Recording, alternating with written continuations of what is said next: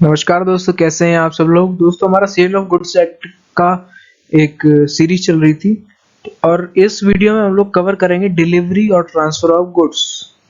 ठीक है, डिलीवरी और ट्रांसफर ऑफ गुड्स हम आज कवर करेंगे। डिलीवरी क्या होती है, कैसे हो सकती है। ठीक है, तो देखते हैं क्या होता है, कैसा होता है। तो duties of seller and buyer. ठीक है, तो अगर हम ये हटा के भी देखें तो एक नॉर्मल हम लाइफ में हम जी रहे हैं, देख रहे हैं हम, क्या हमारे हिसाब से क्या हो सकती है सेलर की ड्यूटी और बायर की ड्यूटी। भैया, सेलर की ड्यूटी क्या है कि टाइम पर डिलीवरी करना। बायर की ड्यूटी क्या है, आपको डिलीवरी मिल गई, पैसा देना। ठीक है, तो यही है, it is the duty to seller to deliver the goods and of the buyer to accept and pay for them. हाँ, एक्सेप्ट करना भी और pay for them in accordance with the terms of the contract of sale. ठीक है, अब दूसरी चीज क्या है, payment at delivery are concurrent conditions. Concurrent यानी कि happening at the same time. Happening at the मतलब कि पेमेंट और डिलीवरी इन लोगों ने कॉन्करेंट कंडीशंस बताया, मतलब कि दोनों एक साथ होने वाली चीज। ठीक है, अब ऊपर की जो पंचायत है, मतलब कि पंचायत में यानी कि जो बातें हैं, चीज मैं हटा दूं और सिर्फ जो हमको देखना है उस चीजों पे आपकी नजर घुमाऊं, तो हमको क्या दिख रहा है, seller shall be ready and willing to give possession of the goods to the buyer in exchange for the price, and buyer shall be ready buyer shall be ready and willing to pay the price in exchange for possession of the goods। क्या बोल रहा है ये, या तो seller तैयार है और सेलर रेडी है, तैयार है और चाहता है गुड्स का पोजेशन देना प्राइस के। वो मतलब कि सेलर बोल रहा है कि ये ले ले, पोजेशन ले ले, तू जो भी गुड्स है ये ले ले और प्राइस मेरे को पैसा दे दे। और बायर क्या बोल रहा है, जब भी वो तैयार है, ले पैसा ले लो, मेरे को वो दे दे। है ना, बस ये बता रहे हैं कि पेमेंट और डिलीवरी जो कॉन्करेंट कंडीशंस हैं, साथ में होने वाली चीज है। ठीक है, अब आते हैं डिलीवरी पर कि डिलीवरी जो मेन चीज है जिस पर पूरी मतलब सेल ऑफ गुड्स एक्ट टिका है कि जब तक डिलीवरी नहीं होगी तब तक सेल नहीं मानी जाएगी। तो डिलीवरी होती क्या है, ये पूरी डेफिनेशन देखते हैं। Delivery of goods sold may be made by doing anything which the parties agree shall be treated as delivery, on which has the effect of putting the goods in the possession of the buyer or of any person authorized to hold them on his behalf। Delivery कैसे भी करी जा सकती है, लेकिन उसका main object क्या है, जो कि गुड्स है वो तो या तो बायर के पोजीशन में देना या फिर कोई एक ऐसा पर्सन जो बायर ने अपॉइंट किया, बायर ने ऑथराइज किया, कि बायर ने बोल दिया यार वो रामू काका वहां खड़े, उनको दे दो। ठीक है, तो मतलब वो रामू काका कौन है, वो बायर ने उनको ऑथराइज कर दिया है कि भाई ले ले, मेरे नाम से डिलीवरी ले ले। ठीक है, तो या तो मैं बायर को दे दूं जो गुड्स है, या फिर वो रामू काका को दे दूं मैं। ठीक है, दोनों चीजों में अगर मैं जा दोनों को जिसको भी अगर मैं दे देता हूं, किसी को भी, मैंने क्या कर दिया, डिलीवरी ऑफ गुड्स, गुड्स की मैंने डिलीवरी कर दी। ठीक है, ये था डिलीवरी। अब आते हैं, बात करते हैं क्या बोल रहा है, इफेक्ट ऑफ पार्ट डिलीवरी। यहाँ पर जहां पर डिलीवरी हो रही है पार्ट्स में, मतलब एक साथ पूरी डिलीवरी नहीं हो रही, पार्ट्स में डिलीवरी हो रही है, तो वहां पर क्या होता है कि a delivery of part of goods in progress of the delivery of the whole has the same effect। whole has the same effect मतलब कि आप पार्ट में कर रहे हो, होल कर रहे हो, सेम इफेक्ट है, मतलब कि फर्क नहीं पड़ेगा अगर आप पार्ट में भी कर रहे हो तो। As a delivery of the whole, but a delivery of part of the goods with an intention of serving it from the whole does not operate as a delivery of the remainder। मतलब क्या बोल रहा है ये, कि आप part में कर रहे हो तो भी कोई दिक्कत नहीं है, लेकिन बस ये है कि जो सेलर है अगर पार्ट में कर रहा है वो, ठीक है, थोड़ा थोड़ा करके कर रहा है, आप एक पार्ट दे दिया उसका, तो दूसरा पार्ट देने की उसकी इंटेंशन होना चाहिए। मतलब कि मान लो उसका सेलर ने बोला कि भैया मैं आपके 2 पार्ट में डिलीवरी करूंगा। ठीक है, तो मान लो एक पार्ट की डिलीवरी उसने कर दी, आपने पैसा दे दिया उसको, पूरा जो पैसा है वो दे दिया आपने, क्योंकि क्या, एक पार्ट की डिलीवरी करना भी एक पूरा पार्ट की डिलीवरी मानी जाएगी। कब? जब जो सेलर है उसका इंटेंशन हो पूरी डिलीवरी करने का। ठीक है, मतलब कि मान लो उसने एक पार्ट की डिलीवरी कर दी, फिर दूसरे पार्ट की डिलीवरी करने का उसका इंटेंशन ही नहीं है, वो इस इच्छा ही नहीं है उसकी अब दूसरा पार्ट देने की, चलो पैसा तो मिल गया अब नहीं। ठीक है, अगर उसकी इच्छा है मतलब उसका इंटेंशन है देने का, तो फिर एक पार्ट की डिलीवरी भी पूरी पार्ट की डिलीवरी जैसा ही माना जाएगा। ये बोल रहा है, बस इंटेंशन होना चाहिए, सेलर का इंटेंशन मैटर करता है। ठीक है, ये buyer to apply for delivery apart from any express contract, the seller of goods is not bound to deliver them until the buyer applies। ठीक है, मतलब कि जब तक भले ही एक बायर ने आपने मुझसे कुछ चीज खरीद ली, लेकिन जब तक आप मुझसे बोलते नहीं हो कि यार प्लीज भाई साहब पहुंचा दो, तब तक मैं बाउंड नहीं हूं आपको कोई भी डिलीवरी करने के लिए। ठीक है, जब तक आप नहीं बोलते या फिर कॉन्ट्रैक्ट में नहीं लिखा है apart from any express contract, जब तक कॉन्ट्रैक्ट में लिख गया कि एक महीने के बाद आपको ये फ्रिज मेरे यहाँ पहुंचानी, कॉन्ट्रैक्ट में लिख गया है, तो ये थोड़ी बात थोड़ी होती है कि आप मेरे को फोन करके बोलो फिर मैं पहुंचाऊंगा। एक्सप्रेस कॉन्ट्रैक्ट नहीं है अगर, ठीक है, मतलब उसमें साफ साफ नहीं लिखा है कि आपको इस टाइम तक पहुंचाना है, डिलीवरी करनी है, जो भी है डिलीवरी को लेके कुछ नहीं लिखा है, तो फिर मैं बाउंड नहीं हूं, सीधी सी ये बात है। अब बात करते हैं rules as to delivery. Rules जो कि बहुत जरूरी है कि रूल्स क्या हैं भैया डिलीवरी के। ठीक है, तो बहुत इजी है, मेरे साथ साथ चलिएगा आप सब लोग कि मैं क्या बात कर रहा हूं। तो पहला रूल देखते हैं हम लोग, पहला रूल क्या बोल रहा है। Whether it is for the buyer to take possession of the goods or for the seller to send them to the buyer is a question depending in each case on the contract express or implied between the parties। Apart from any such contract, goods are to be delivered at the place at which they are at the time of the sale, and goods agreed to be sold to be delivered at the place at which they are at the time of the agreement to sell, and if not then in existence at the place at which they are manufactured or produced।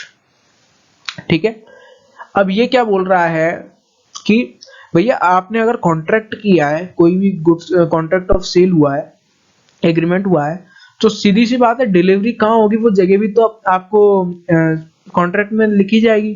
ठीक है, मान लो कि अगर नहीं लिखी, जगह नहीं पता कि डिलीवरी करनी कहाँ है, ठीक है, तो डिलीवरी कहाँ मिलेगी बायर को, मतलब कि सेलर को अगर सेलर बायर के बीच में कॉन्ट्रैक्ट हो गया है, सेलर ने बायर के बीच में कॉन्ट्रैक्ट हो गया और कॉन्ट्रैक्ट तो हो गया लेकिन डिलीवरी की जगह नहीं पता कि कहाँ होना है।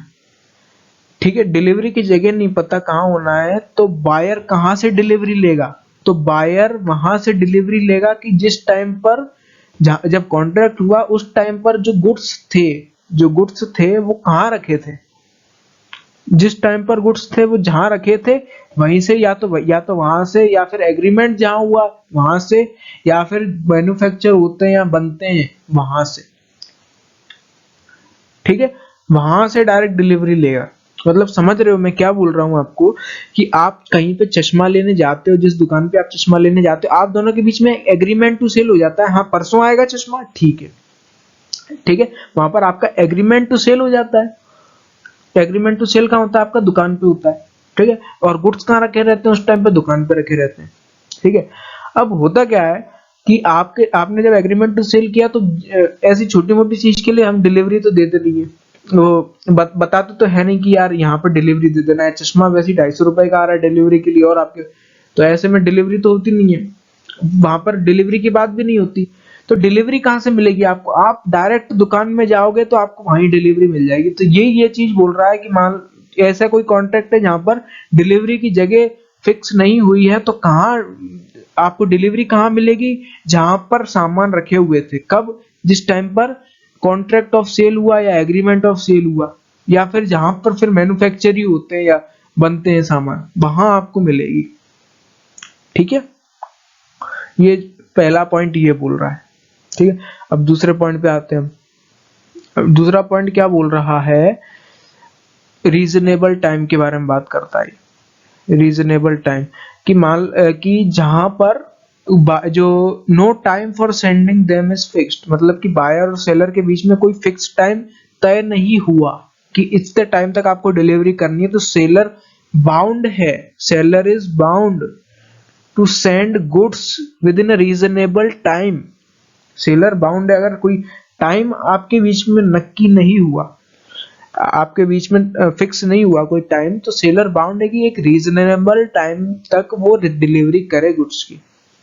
ठीक है, अब आते हैं तीसरे, हमारे तीसरे में क्या बोल रहा है ये, where the goods at the time of sale are in the position of a third person, there is no delivery by seller to buyer unless and until such third person acknowledge to the buyer that he holds the goods on his behalf.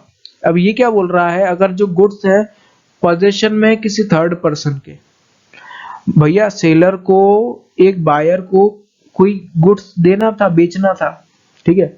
अब वो जो goods है, आपने वो seller ने बोल तो दिया कि हाँ ये सर ये रहा आपका, लेकिन वो जो गुड्स है वो किसी थर्ड पर्सन के पोजीशन में है, तो कब तक डिलीवरी नहीं मानी जाएगी, जब तक वो जो थर्ड पर्सन है, third person acknowledges to the buyer, जब तक थर्ड पर्सन बायर को बोल नहीं देता कि यार ये जो गुड्स हैं आपके मेरे पास है, जब तक ऐसा नहीं बोलता और जब तक बायर नहीं मान जाता, तब तक डिलीवरी नहीं मानी जाएगी। भैया डिलीवरी, मैंने आपसे सामान खरीदा, आप मुझको दो ना, किसी थर्ड पर्सन को कैसे दे दिया आपने, या फिर जो मेरा सामान है वो किसी थर्ड पर्सन के हाथ में कैसे, है कि नहीं, थर्ड पर्सन के हाथ में। और जब अगर थर्ड पर्सन ने मुझको बोल दिया और मेरे को कोई प्रॉब्लम नहीं तो कोई बात नहीं, डिलीवरी हो गई, ठीक है। लेकिन अगर उसने मेरे को बताया नहीं है, कुछ नहीं हुआ है, तो डिलीवरी नहीं हुई है, आपको देनी पड़ेगी डिलीवरी।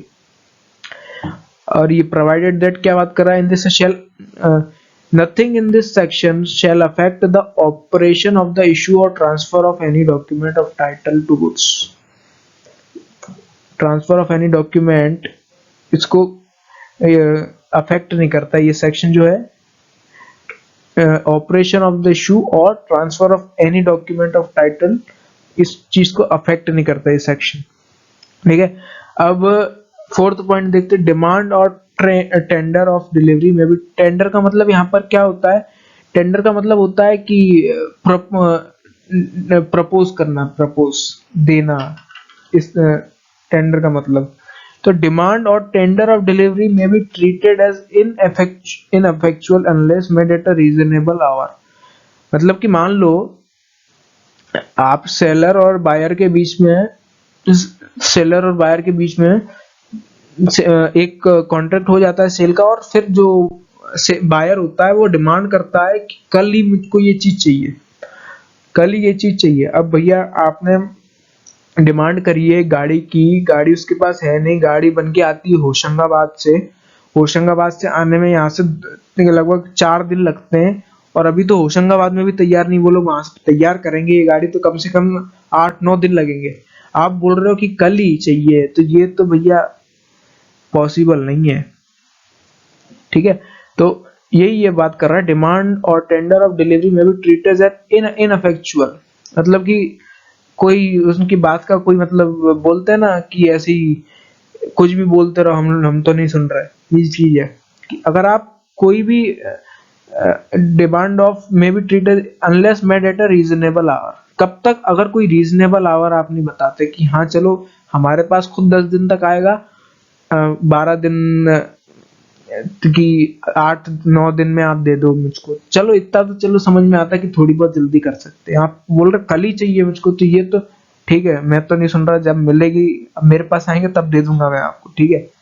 अब what is a reasonable hour is a question of fact, obvious सी बात है, reasonable hour is a question of fact, reasonable तो हर सर्कमस्टेंसेस में अलग होता है, ठीक है।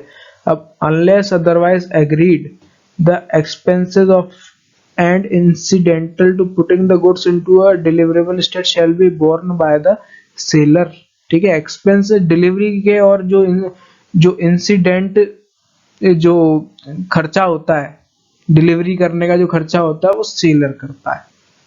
कब तक, अगर कुछ कॉन्ट्रैक्ट में कुछ साफ साफ लिखा नहीं है कि आप ये बायर करेगा या ऐसा कुछ होगा, जब तक कॉन्ट्रैक्ट में लिखा नहीं है तब तक जो खर्चा होता है वो सेलर ही करेगा, ठीक है। ये थे कुछ रूल्स टू डिलीवरी, एक बार दोबारा देखें क्या, ठीक है, आप फिर से बैक कर लेना क्या है इसमें। अब देखते हैं delivery of wrong quantity. Delivery of wrong quantity, तो यहाँ पर मैं क्या करता हूँ, यहाँ पर मैं हाईलाइट कर देता हूँ क्योंकि इसमें कुछ है नहीं। इसमें बस ये है कि देख, जैसे कि quantity of goods less than he contracted to sell, मतलब कि अगर बायर ने अगर बायर ने सामान मंगाया और सामान है वो कम आया है, मतलब सेलर ने कम सामान दिया है, तो क्या होगा, the buyer may reject them, या तो वो रिजेक्ट कर देगा, but it goods should he shall pay for them at the contracted, और जितना, या तो वो रिजेक्ट कर दे या फिर जितना आया उसके पे कर दे। ठीक है, ये चीज हो सकती है। अब quantity of goods larger than he contracted, अब पहले तो कम आया था अब ज्यादा आ गया, तो अब क्या होगा, तो या तो may accept the goods included in the contract and reject, या तो जितना आया है, जितना उसने कॉन्ट्रैक्ट किया है उतना ले ले और बाकी रिजेक्ट कर दे, और या तो पूरा रिजेक्ट, और ही में रिजेक्ट द होल, या तो पूरा रिजेक्ट कर दे, या फिर if the buyer accepts whole of the goods, या तो पूरा ले ले, he shall pay for them at the contract, मतलब कि जितना या तो पूरा ले ले, क्या बोल रहा है ये, अगर ज्यादा आया है तो या तो जितना है, जितने के लिए उसने कॉन्ट्रैक्ट किया था उतना ले ले, बाकी लौटा दे, या फिर पूरा ही लौटा दे, या फिर पूरा ही रख ले, और जितना जो एक्स्ट्रा एक्स्ट्रा एक्स्ट्रा जो है गुड्स उसका पैसा दे दे, जो भी कॉन्ट्रैक्ट रेट है उसका पैसा दे दे।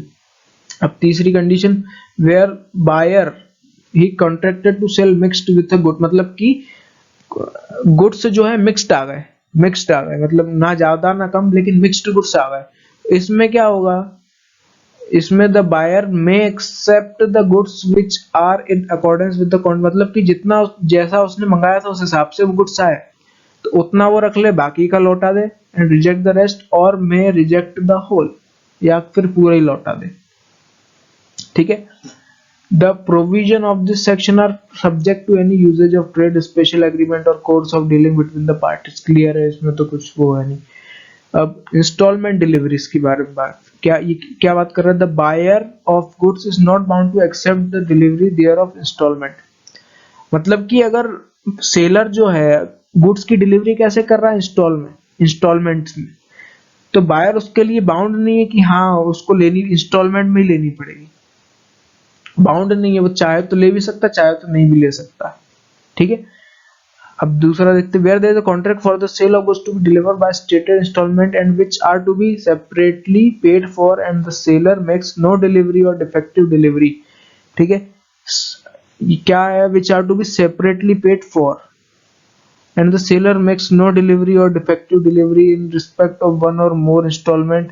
ये तो पूरा ही वैसा है, ये तो पूरी मतलब समझने वाला क्या, या तो क्या इसमें ये क्या बात कर रहा है, ये वाला सेकंड पॉइंट क्या बात कर रहा है, ये कि अगर ऐसी कुछ ये क्या कॉन्ट्रैक्ट हुआ है जिसमें जो सेलर है वो टुकड़े टुकड़े में, मतलब पार्ट पार्ट में इंस्टॉलमेंट में डिलीवरी कर रहा है, और इंस्टॉलमेंट में ही जो बायर है, जो खरीदने वाला है, वो टुकड़ों में पैसे दे रहा है उसको।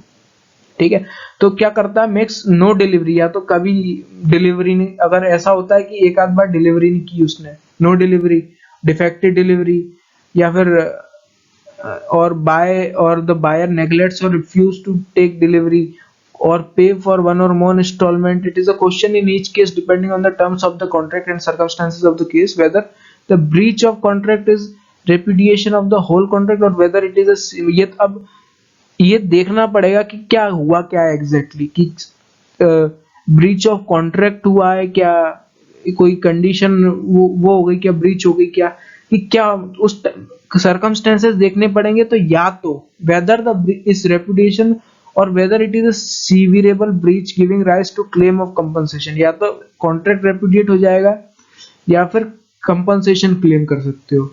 लेकिन अगर कंपनसेशन क्लेम कर रहे हो तो आप पूरा कॉन्ट्रैक्ट रेपुडिएट नहीं कर सकते। ठीक है, वही कंडीशन और वारंटी वाली चीज जो हमने पढ़ चुके हैं। ठीक है, ये था इंस्टॉलमेंट इस वाला। अब डिलीवरी टू कैरियर और वो फिंगर, तो ये तो मुझको इतना इम्पोर्टेंट लगा नहीं था, लेकिन फिर भी वो था, इसलिए मैंने सोचा कि बस आपको थोड़ा हल्का फुल्का बता देता हूँ। तो यहाँ पर क्या होता है कि अगर ये जो सेलर है उसके पास एक वो ऑथोराइज होता है सेलर कि वो चाहे तो अगर गुड्स ऐसा है कि जो आपको संभाल के भेजना है तो कैरियर से भी भेज सकता है, वो फिंगर से भी भेज सकता है वो, ठीक है। और सी रूट भी अपना सकता है वो, उसकी इच्छा है तो। और अगर कैरियर और वो फिंगर से अगर भेजते भेजते में कुछ डैमेज होता है तो उसकी लायबिलिटी किसकी होगी। तो ये तीनों पॉइंट वही डिस्कस कर रहा है, ठीक है। वही बेसिक सी चीजें, आपको पढ़ना हो तो आप प्लीज पढ़ लीजिएगा, कोई ये इतना इम्पोर्टेंट है नहीं। तो अपन अगले सेक्शन पे आते हैं। Risk where goods are delivered at distant place, अलग अलग जगह पर। Where the seller of goods agrees to deliver them at his own risk at a place, यहाँ पर सेलर जो है वो खुद एग्री करता है, खुद बोलता है कि यार मैं वहां भेज दूं क्या। अगर वहां भेजने की खुद सेलर बोलता है और खुद अपनी रिस्क पर भेजता है, तो अगर कुछ होता भी है गुड्स को तो उसकी जिम्मेदारी किसकी है। जिम्मेदारी ऑब्वियसली जिसने रिस्क उठाई है उसकी जिम्मेदारी, वही रिस्क टेकर है, तो सेलर की जिम्मेदारी है, ठीक है। अनलेस अदरवाइज एग्रीड, मतलब कि अगर ऐसा ही होता है तो अगर बायर ही बोलता है कि भाई वहां ले आना, तो फिर बायर की जिम्मेदारी है, ठीक है। लेकिन अगर ये बात सेलर की कर रहा है यहाँ पे कि सेलर अगर रिस्क उठा रहा है, बोल रहा है वहां भेज दूं क्या, फिर कुछ होता है तो जिम्मेदारी किसकी, सेलर की। Buyer's right of examining the goods. Where goods are delivered to the buyer which he has not previously examined, he is not deemed to have accepted them unless and until he has a reasonable opportunity of examining them for the purpose of, ठीक है। ये examining की बात कर रहा है कि मतलब अगर गुड्स डिलीवर हो रहे हैं और उसने पहले अगर एग्जामिन नहीं किया है गुड्स को, तो जरूरी नहीं, मतलब कि ऐसा कोई उस बाउंड नहीं है वो कि वो रख ही ले, वो चाहे तो उसी टाइम पर एग्जामिन कर सकता है। एक अपॉर्चुनिटी तो मिलनी चाहिए हर किसी को एग्जामिन करने की। उस टाइम पर नहीं किया तो डिलीवरी जब मिल रही है उस टाइम पे भी चाहे तो वो एक बार देख सकता है कि हाँ जो जैसा मैंने मंगाया था वैसे ही है ना, ठीक है। और अगर सब कुछ सही है तो वो रख सकता है आराम से।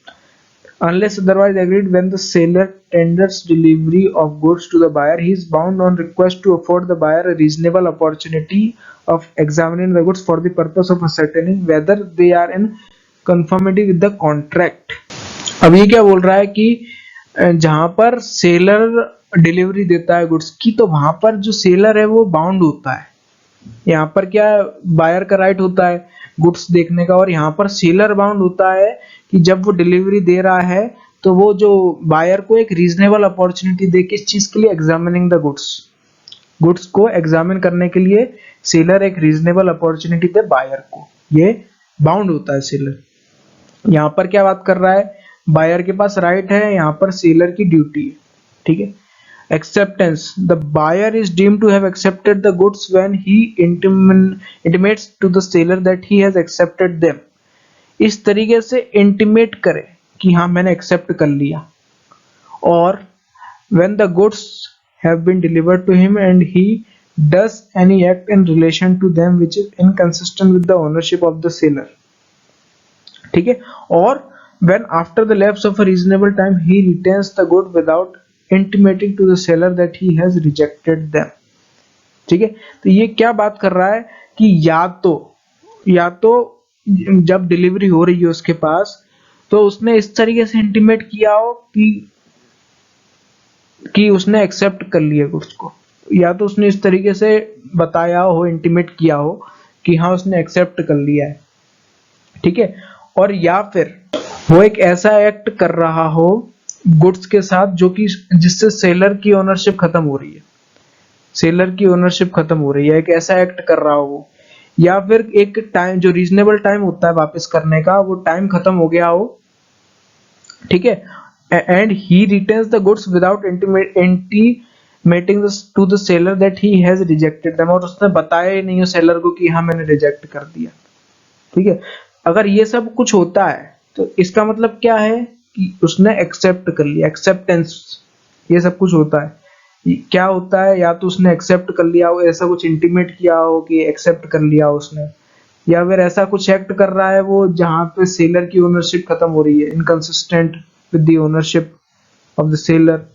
या फिर एक रीजनेबल टाइम दिए, एक रीजनेबल टाइम हो उसके पास, वो खत्म हो गया हो, ठीक है, और उसने बताया नहीं हो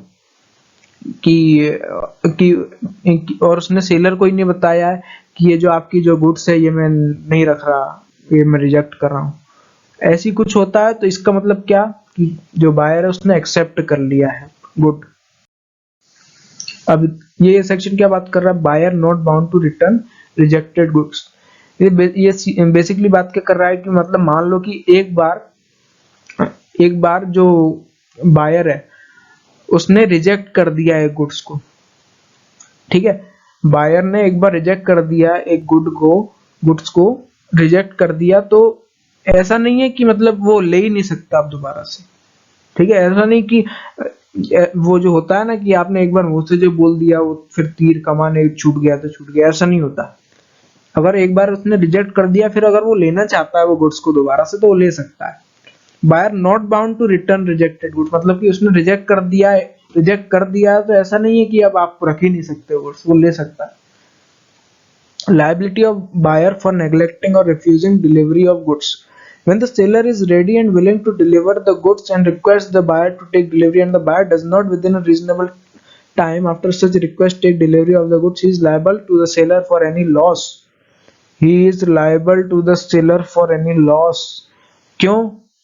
क्योंकि उसने डिलीवरी नहीं ली, delivery take delivery within a reasonable time, ठीक है, उसने डिलीवरी नहीं ली एक रीजनेबल टाइम पर, तो जो भी नुकसान होता है सेलर का वो उसके लिए भरपाई करेगा। बाय हिज नेग्लेक्ट और refusal to take delivery and also for a reasonable charge भी for the care and custody of the goods, मतलब कि भैया डिलीवरी का चार्ज तो ठीक है, फिर वापस लाने का चार्ज, फिर रखने का चार्ज वो भी उसको देना पड़ेगा, ठीक है। Provided that nothing in this section shall affect the rights of the seller, seller के राइट्स को अफेक्ट नहीं कर सकता वेयर द नेग्लेक्ट और refusal of the buyer to take delivery amounts to a repudiation of the contract, ठीक है। यानी कि अगर बायर के नेग्लेक्ट और रिफ्यूजल से अगर कॉन्ट्रैक्ट रेपुडिएट हो रहा है तो ये जो चीज है ये सेलर के राइट्स को किसी भी तरीके से अफेक्ट नहीं कर सकती।